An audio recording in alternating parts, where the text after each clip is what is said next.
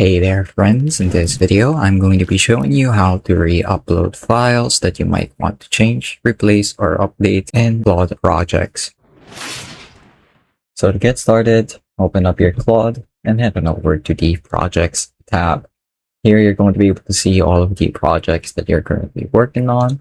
Just go ahead and choose the one in particular you'd like to re-upload in. And if you look at the right side, you're going to be able to see a few of the project details. You have your project memory, your project instructions, and your project files. So re-uploading files is really easy. All you have to do is... Hey guys, quick one before we continue.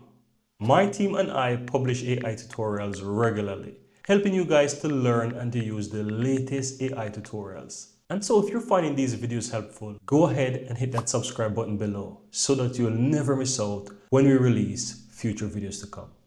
Now let's continue. Mouse over a particular file, let's say this one, and hit the remove button. Once that's done, you can go ahead and click on the plus button to add a file, and just go ahead and navigate to the file you want to re-upload.